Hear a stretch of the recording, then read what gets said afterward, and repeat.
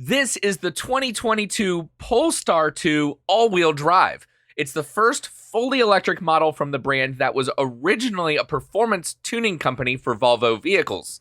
I've taken it all around town and even on the track to get to know everything about it, and today I'm going to share all that I've learned with you.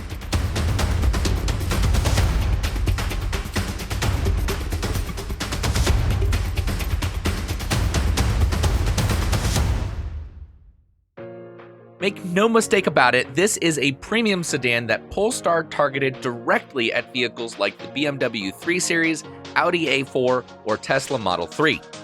So let's talk about the Polestar 2 on paper. This all-wheel drive model has a starting price of just over $51,000, and for the money, you certainly get quite a lot of performance. With 408 horsepower and 487 pound-feet of torque, this Polestar 2 sprinted from 0 to 60 in 4.4 seconds and ran the full quarter mile in 12.7 seconds at 108 miles an hour. That's pretty quick. It's equipped with a 78 kilowatt-hour battery and is rated for 249 miles of range. Peak charging speed of 150 kilowatts doesn't last long, but the company says it will still charge from 0 to 80% in only 40 minutes on a fast charger. But you don't drive a car on paper, so let's take a closer look at the Polestar 2. I spent a month with this car, and as you might expect, spending that much time with any vehicle allows for the impressions that one might not get after only a few hours. And I developed plenty of thoughts on the model, some good, and naturally, some not so good. As a standalone company, Polestar is still fairly new, but with Volvo as a parent company, they've come out of the gate with a lot of strength, and there's nothing about the Polestar 2 that suggests the company is a startup. One of the first things you notice about the car is the aggressive exterior styling, especially in the front grille area. I found that the lighting assembly and the fenders really hold your attention to the front end. There's definitely a lot of carryover styling from Volvo, especially with the headlights. This is Thor's hammer, a nod to the Scandinavian heritage.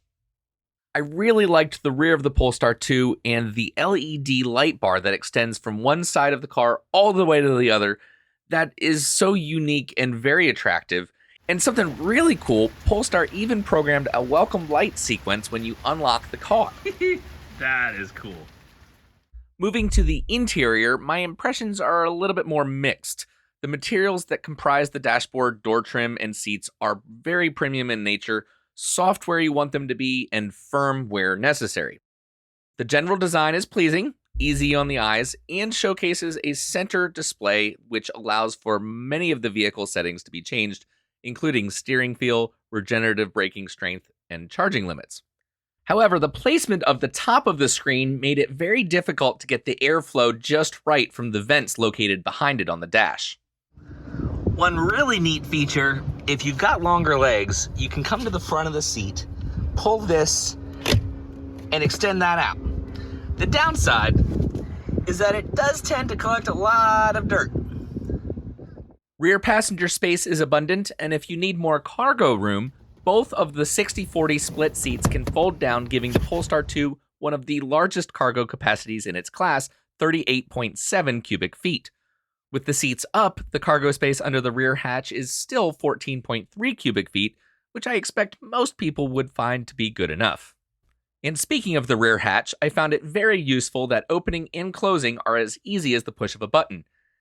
One of my favorite features about the trunk is you actually have this partition that flips up in the middle, so you can have your grocery bags over here, but then also fit things over here. And that's pretty solid, it's not gonna move. In addition, you've also got some more room underneath. One prominent feature of the car is a large panoramic glass roof.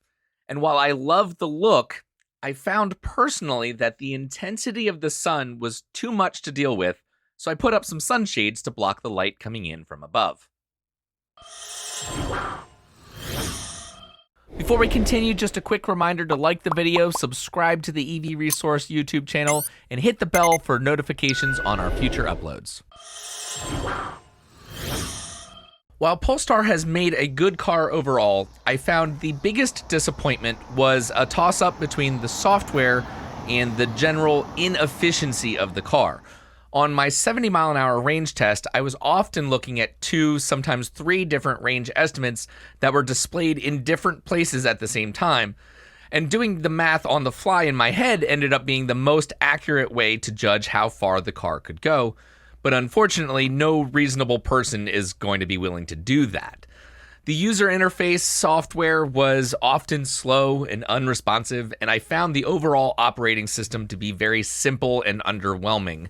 This is something I could definitely look past most of the time, but in certain instances, I actually had to pull over and completely restart the car in order to reset the center screen. As far as efficiency goes, it's certainly not the best, but it's not the worst either.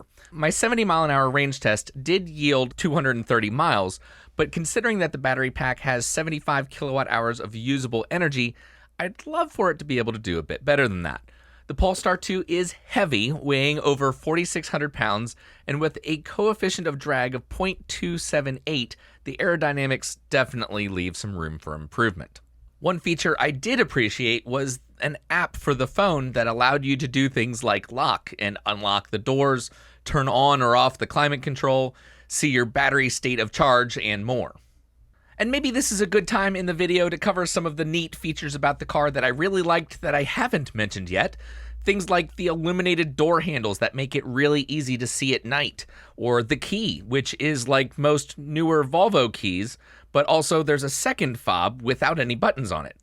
I found it interesting that aside from this sticker, the name Polestar isn't located anywhere on the car, just the Polestar logo all over the place, and they've managed to put that in places you wouldn't expect. My favorite is a reflection in the panoramic roof that you can see at night. I like the folding mirrors when you lock the car. It's easy to look at and see if it's unlocked or not. The rear seats are heated and passengers back there have access to USB ports for charging devices. And I like this little pocket next to the driver's right knee that I would put my wallet in while driving. And when it comes to driving the Polestar 2, I found the ride to be comfortable but not too soft. Capable around turns, and it handled the bumps and potholes of urban streets with ease.